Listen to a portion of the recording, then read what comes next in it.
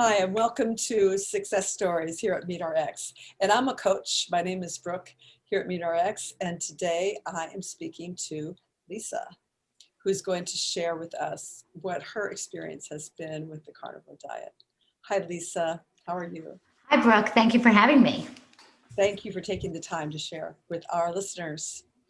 So I'll just start with what brought you to the carnivore diet? Yes. So previously, before carnivore, I was keto for about the last 3, 4 years, probably. And before keto, I was your typical low fat, low carb, lots of artificial sweeteners, Diet Coke, all that. I spent most of my 40s and 50s, white knuckling it and um, really struggling to keep my weight down, my energy up, and always being hungry. So then when I went to keto, I was so afraid of adding back in the healthy fats. And that helped me a lot. I'm a long distance runner. I'm a dancer. I'm a singer. I'm very physically active. I also suffer from depression and anxiety. So keto was a big help to me. I'm 61 years old, and we just moved from New York, upstate, not the city, to Tucson, Arizona. It was a big life change. I'm on a second marriage, and the keto was working, but I was still having a lot of bloating and digestive issues, and I wasn't feeling top notch. So we do a lot of research, my husband and me, and we listen to a lot of podcasts, and we've been hearing more and more about the benefits of carnivore. And I was already keto, so it was really not a big shift. It was just sort of like turning left. And Can I just ask you, just sure. since keto is such a broad term. Oh, okay. What kind of foods were you eating on keto diet? Great. So I was eating like fish and meat and chicken, a lot of fat, and a lot of vegetables, low carb vegetables, green beans, Brussels sprouts, and lettuce, like big, humongous salads.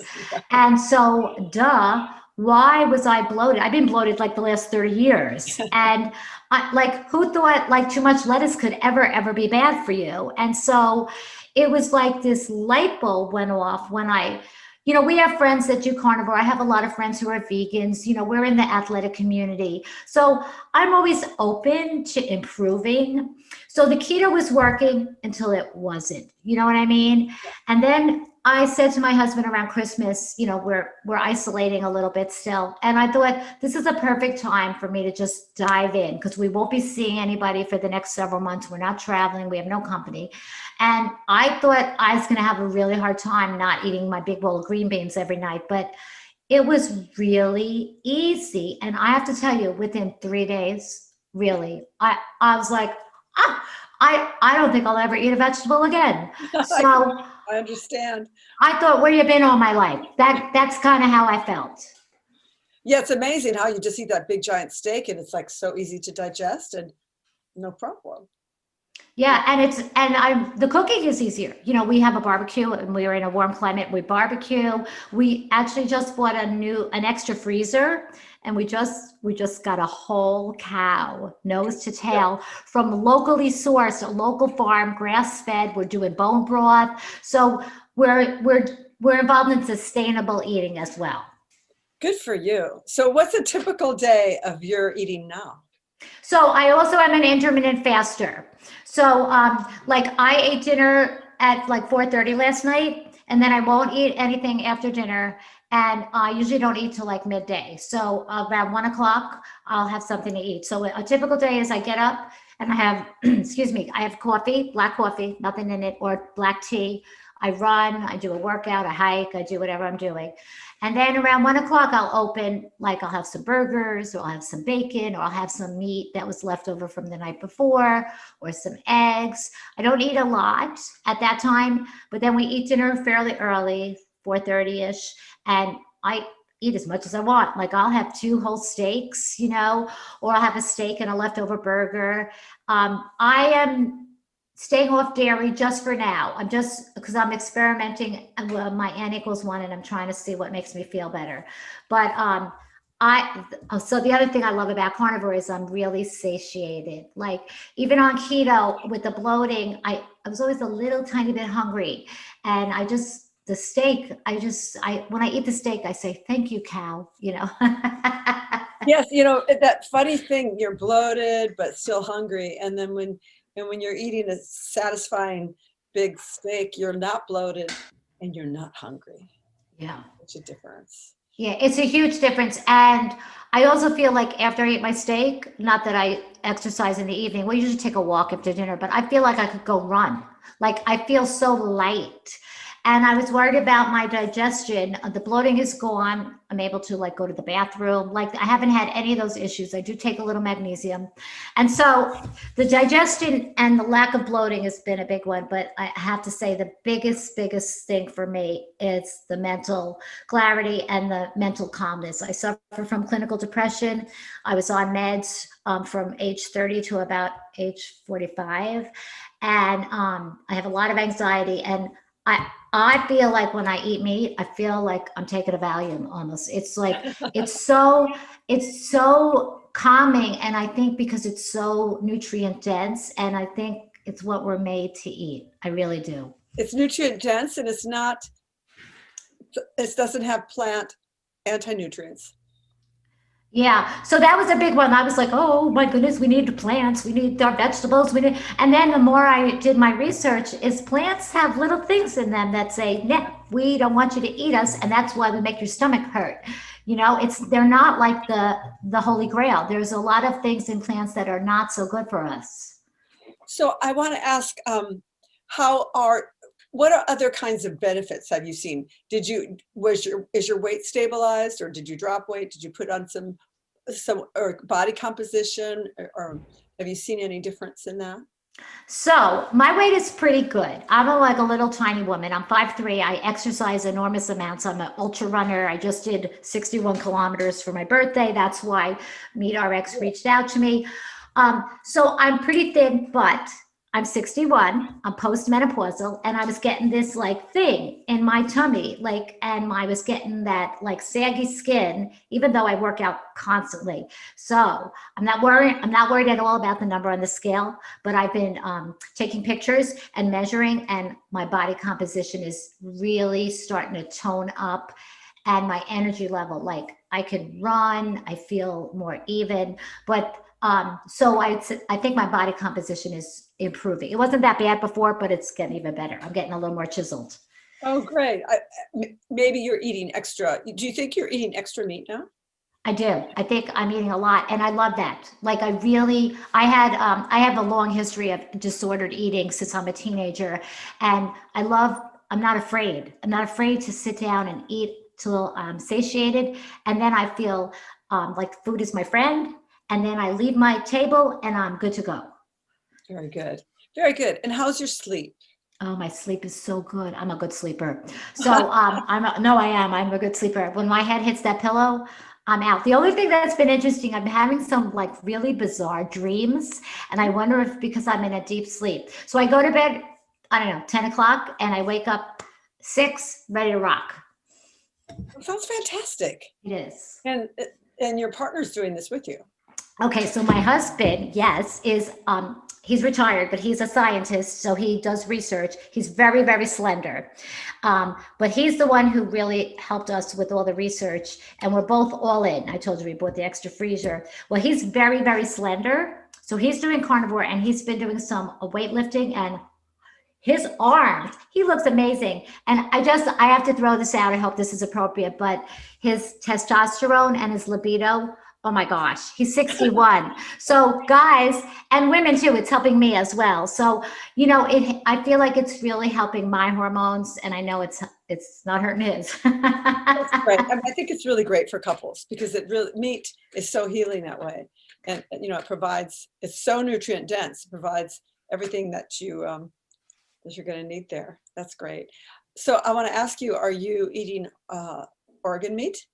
Yes. So we're eating all different kinds of liver. We're eating beef liver, calf liver, and chicken liver. And we both love it. Now, I'm a long distance runner, so I have to tell you, if I eat some liver, for my evening meal, the next morning I feel like superwoman. I feel like someone gave me a B12 shot. I just feel like I am so strong.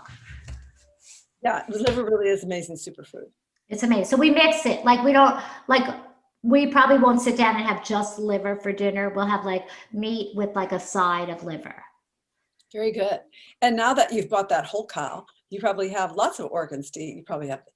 You have the kidney maybe and the Yeah. thymus and the Yeah, it was like Christmas. We were opening these boxes. We're like, ooh, ooh. So right now, as we're speaking, I have 3 Instapots on my counter with bones. I'm making bone broth because I couldn't even fit everything in the freezer. So the bone broth is percolating and the house smells beautiful. And I'm a big fan of bone broth if people can make it from scratch because of the collagen and sometimes, I don't eat, I basically maybe eat 2 meals a day. Occasionally I'll even have only 1 meal a day, but I'll have bone broth like midday as my kind of semi meal.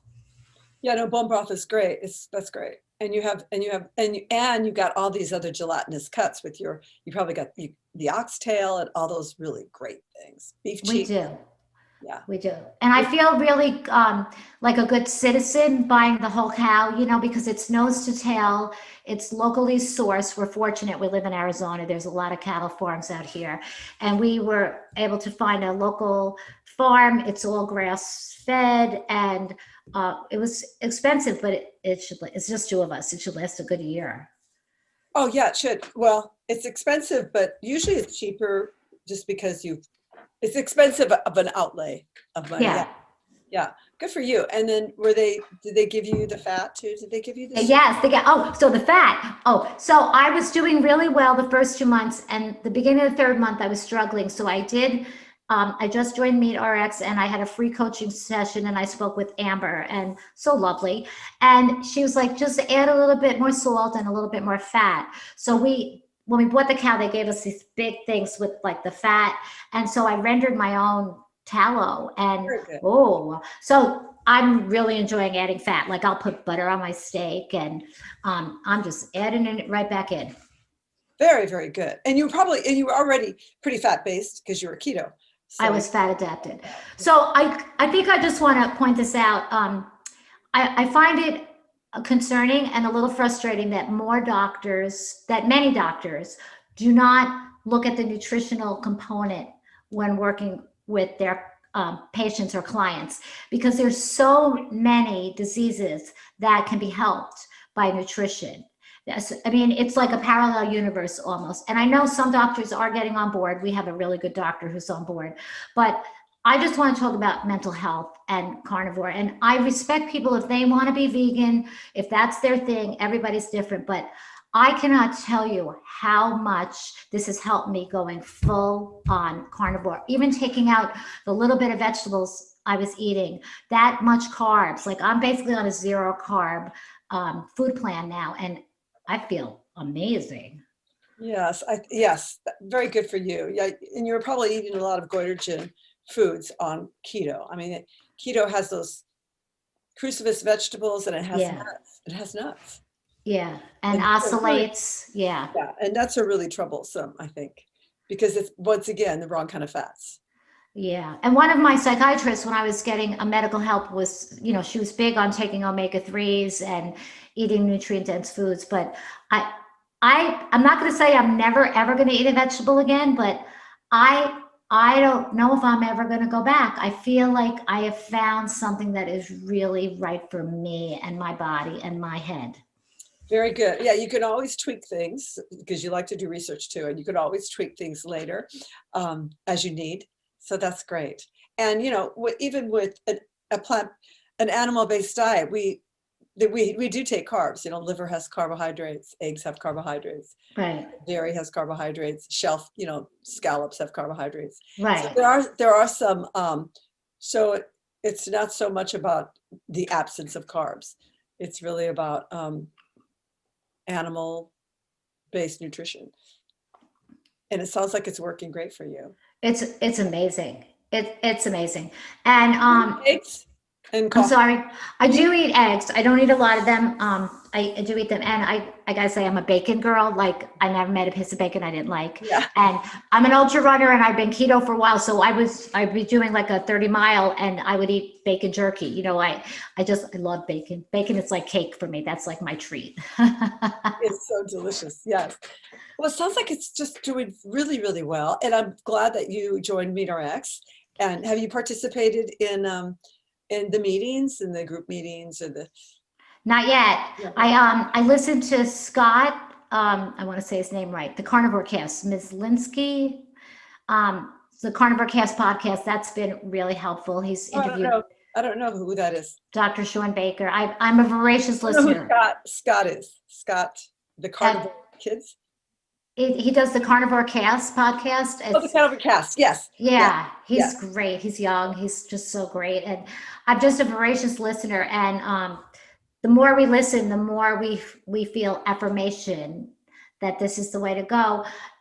So my husband's very science-based. I'm like, I'm eating meat. I feel good. It's working for me. Very good. Yeah, absolutely. And I love that you're still a long distance runner. So that's fantastic. Yeah, I teach dance, I sing, I do a lot of hiking. But the depression, I have it pretty much dialed in, but it never really goes away. You're kind of in remission. And so my running and being outdoors, that's part of why we moved to Arizona, because there's a lot of sunshine and blue sky. And the keto was helping, but then when I took out the vegetables and went to carnivore, it's hard to articulate it, but I could feel a shift like very quickly. Yeah, it's also, things will still happen in life, all those things that would maybe pull you down, but maybe it's like you can witness it now and not necessarily jump in. Yeah. Oh, okay. Yeah, I see what you're saying. Yeah. I mean, that's what I've noticed with psychological things. Sort of like, Yeah. oh, okay, that's happening. Yeah. I'm feeling that. Okay. Right. And, Yes.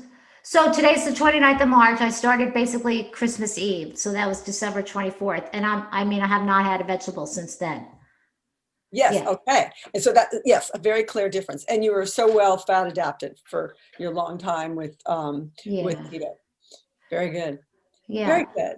So going forward, I don't see any reason to change. Yeah. Do you miss anything? I don't miss anything. Yeah. And I have green beans in my freezer, and I have Brussels sprouts. I mean, I was like the queen of salad, Brussels sprouts, but I look at them and it's kind of like I go, I didn't feel good after I ate them. So I'm like, I don't want to bother. Yeah. You can always give them to guests. Yeah. So, my only concern going forward is now, we're, the pandemic, things are starting to improve. We will start traveling, and we'll start, having dinners with other people. So I'm going to have to navigate that, Mm-hmm. Yeah. Well, you eat animal food, and I don't know. Yeah. I mean, with socially, it's almost like people don't really notice. You can put something on your plate. You don't even have to go into it. Eat your steak and. Yeah. And I think like if we go to a restaurant, I'll just look at the menu online, and if I'm going to a wedding and I'm worried, I'll just eat before I go. I'm not going to stress about it. Very good. Well, thank you so much. Do you have any tips for someone who's thinking about it themselves? I do. So, so the first tip is don't listen to the naysayers, because, I'm also an intermittent faster, and I run into a lot of opposition, especially in the running community. People think you have to pre-workout, post-workout. So don't listen to the naysayers. If people give you a hard time, the way I said to my friends, it's like, I'm eating meat, I'm doing an elimination diet. I'm not saying I'll never eat a vegetable again, but, if you think this is going to help you, you need to do what's right for you, and you need to sort of tune everybody else out. And do your research. If people challenge you and you want to talk back to them, there's a humongous amount of resources out there, right? Yes. Yeah, and get involved in the communities. I feel like the community supports the Facebook, the podcast. The MeetRx is fantastic. I feel having support is a big help. It's a big help. Yes. It's a great community. I think Shawn says, yes, vitamin S for support. Yep. And reach out to a coach. You know, I had my coaching session. I pretty much know what I'm doing, but she just gave me a couple little tweaks. And you know, we don't need to know everything. So ask for help. Yes, very good. Very good. Thank you so much. Thank you. Perfectly said. Thanks for And having me. really nice to meet you. Nice to meet you. And Carny on. Yes.